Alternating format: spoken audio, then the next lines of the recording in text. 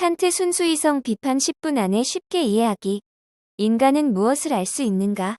18세기 독일 철학자 칸트는 이 질문 하나를 해결하기 위해 순수이성 비판을 썼습니다. 당시 철학은 크게 두 입장으로 나뉘었습니다. 경험론. 모든 지식은 경험에서 시작된다. 대표 철학자 로크, 버클리, 흄. 합리론. 이성만으로도 진리를 알 수 있다. 대표 철학자 데카르트, 스피노자, 라이프니치. 칸트는 두 주장 모두 일부는 옳지만 어느 한쪽만으로는 충분하지 않다고 보았습니다. 그래서 유명한 말을 남깁니다. 모든 우리의 지식은 경험에서 시작하지만 그렇다고 모두 경험에서 생겨나는 것은 아니다. 즉, 경험이 있어야 하지만 경험을 이해하는 인간 마음의 구조도 반드시 필요합니다. 안경을 쓰고 세상을 보는 것과 같다. 빨간 안경을 쓰면 세상이 붉게 보입니다. 우리는 세상을 있는 그대로 보는 것이 아니라 안경을 거쳐 본 세상을 봅니다. 칸트는 인간의 정신도 이와 같다고 설명합니다. 우리는 사물을 그대로 받아들이는 것이 아니라 우리 마음속 인식구조를 통해 세상을 경험합니다. 이 생각이 바로 코페르니쿠스적 전환입니다. 기존 철학은 인간의 인식이 사물에 맞춰진다고 생각했습니다. 그러나 칸트는 사물이 인간의 인식구조에 맞추어 경험되는 방식이 결정된다 고 주장했습니다. 시간과 공간은 어디에 있을까? 우리는 시간과 공간이 세상 밖에 존재한다고 생각합니다. 하지만 칸트는 말합니다. 시간과 공간은 인간 감성이 가지고 있는 선천적인 형식이다. 그래서 우리는 모든 것을 시간 속에서, 공간 속에서 경험할 수밖에 없습니다.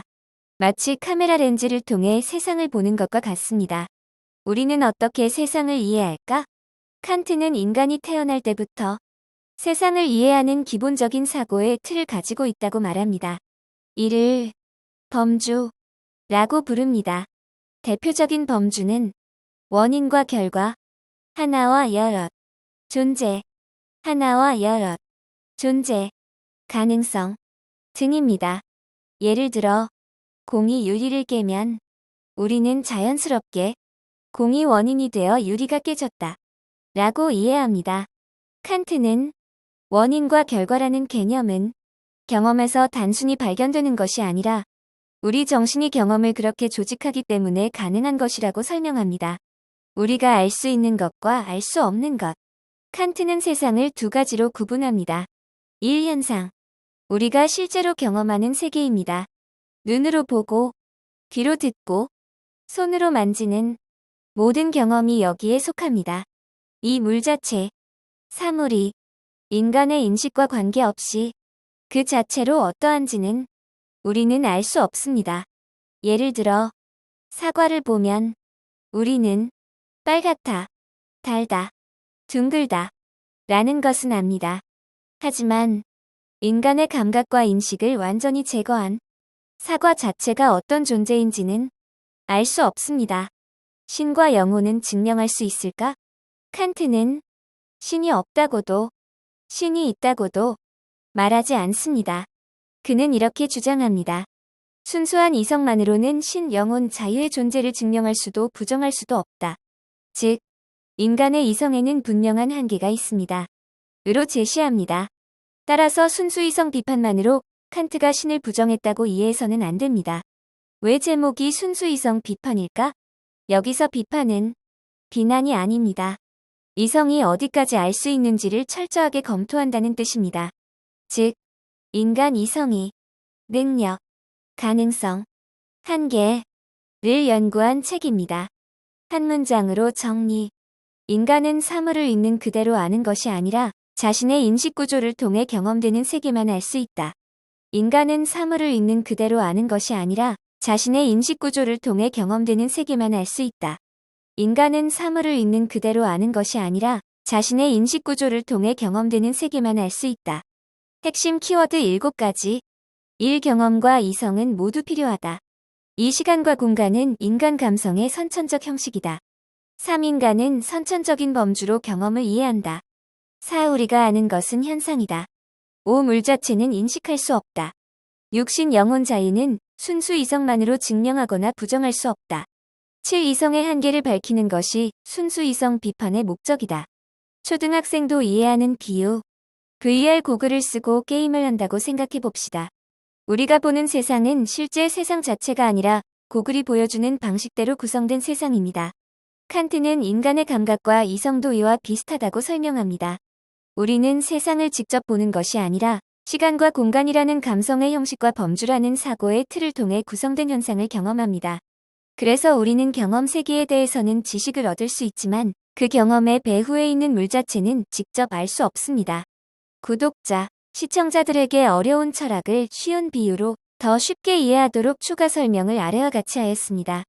1. 칸트 이전 철학은 왜 싸웠을까? 칸트가 등장하기 전까지 철학자들은 200년 넘게 한 가지 문제로 치열하게 논쟁했습니다. 바로 우리는 어떻게 진리를 알 수 있는가? 라는 질문입니다. 철학자들은 크게 두 편으로 나뉘었습니다. 첫 번째는 경험론입니다. 경험론자들은 말했습니다. 아기는 아무것도 모르고 태어난다. 뜨거운 것을 만져보고, 사과를 먹어보고, 비를 맞아보고, 이런 경험을 하나씩 쌓으면서 세상을 배우게 된다는 것입니다. 쉽게 말하면 인간의 머리는 빈 노트와 같다. 경험이라는 글씨가 하나씩 써지면서 지식이 만들어집니다. 두 번째는 합리론입니다. 합리론자들은 반대로 말했습니다. 경험만으로는 절대 진리를 설명할 수 없다. 예를 들어 2+3은 5. 이 사실은 수천 번 경험하지 않아도 알 수 있습니다. 삼각형의 세각의 합이 180도라는 사실도 마찬가지입니다. 이처럼 인간은 태어날 때부터 이성을 통해 진리를 알 수 있다고 주장했습니다.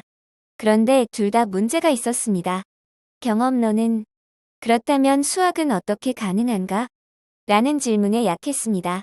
반대로 합리론은 경험하지 않은 것을 어떻게 안다고 할 수 있는가? 라는 비판을 받았습니다. 바로 여기서 칸트가 등장합니다. 그는 말했습니다. 두 사람 모두 절반만 맞았다. 경험도 필요하고 그 경험을 이해하는 인간의 마음도 필요합니다. 이 범주를 스마트폰으로 이해하기.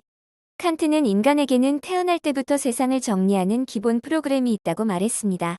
이를 범주라고 합니다.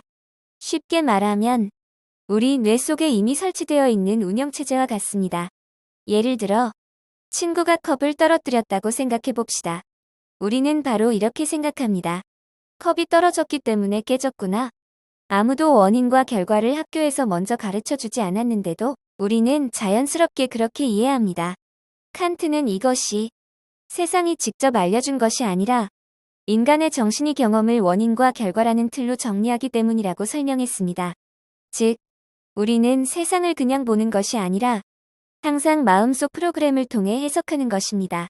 3. 코페르니쿠스적 전환을 스마트폰 카메라로 이해하기. 칸트의 가장 유명한 생각이 바로 코페르니쿠스적 전환입니다. 이 말은 어렵지만 스마트폰 카메라를 떠올리면 아주 쉽습니다. 같은 풍경을 찍어도 필터를 바꾸면 사진 분위기가 완전히 달라집니다. 노을 필터, 흑백 필터, 빈티지 필터, HDR 필터. 풍경은 같은데 사진은 전혀 다르게 보입니다. 칸트는 인간의 인식도 이와 같다고 말했습니다.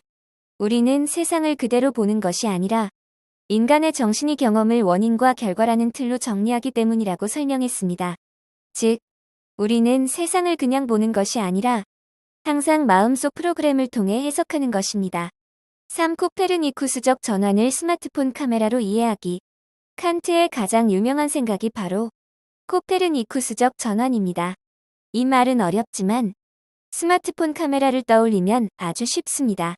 같은 풍경을 찍어도 필터를 바꾸면 사진 분위기가 완전히 달라집니다. 노을 필터, 흑백 필터, 빈티지 필터, HDR 필터. 풍경은 같은데 사진은 전혀 다르게 보입니다. 칸트는 인간의 인식도 이와 같다고 말했습니다. 우리는 세상을 그대로 보는 것이 아니라 우리 마음이라는 필터를 통과한 세상을 경험합니다. 그래서 중요한 것은 세상이 어떻게 생겼는지가 아니라 인간이 어떻게 인식하느냐입니다. 이것이 철학사에서 혁명이라 불리는 코페르니쿠스적 전환입니다. 4. 지도 앱으로 이해하는 현상과 물 자체. 지도 앱을 켜보면 서울이라는 도시가 화면에 나타납니다. 하지만 지도는 서울 그 자체가 아닙니다. 복잡한 현실을 보기 쉽게 정리한 정보일 뿐입니다. 칸트가 말한 현상도 이와 비슷합니다. 우리가 경험하는 세계는 실제 세계 자체라기보다 인간의 감각과 이성이 정리해서 보여주는 지도와 같습니다. 반면 지도 밖의 실제 도시처럼 사물 그 자체인 물 자체는 우리에게 직접 드러나지 않습니다. 왜 순수이성 비판은 현대 철학의 출발점일까? 순수이성 비판을 현대 철학의 출발점이라고 말합니다. 그 이유는 칸트 이전의 철학은 주로 세상이 어떤지 연구했습니다. 하지만 칸트는 질문 자체를 바꾸었습니다. 세상이 어떠한가? 가 아니라 인간은 어떻게 세상을 알 수 있는가? 를 먼저 묻기 시작한 것입니다. 이후 철학은 인간의 인식, 언어, 의식, 과학, 심리학까지 모두 이 질문에서 출발하게 됩니다. 그래서 칸트는 흔히 근대 철학을 완성하고 현대 철학을 연 철학자라고 불립니다. 마지막으로 칸트는 우리에게 이렇게 말하는 듯합니다. 세상을 이해하기 전에 먼저 나 자신이 세상을 어떻게 이해하고 있는지 살펴보라. 어쩌면 진정한 지혜는 세상을 많이 아는 것이 아니라 내가 무엇을 알 수 있고 무엇은 알 수 없는지를 아는 것인지도 모릅니다. 이것이 순수이성 비판이 200년이 넘는 세월 동안 철학의 고전으로 읽히는 이유입니다. 구독과 좋아요로 다음 이야기도 함께 해주세요. 구독과 좋아요를 눌러주시면 더 좋은 영상을 만드는 데 힘이 됩니다. 감사합니다.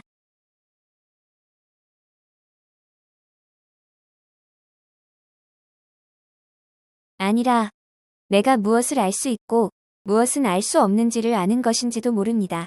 이것이 순수이성 비판이 200년이 넘는 세월 동안 철학의 고전으로 읽히는 이유입니다. 구독과 좋아요를 눌러주시면 더 좋은 내용으로 영상을 만드는 데 힘이 됩니다. 감사합니다.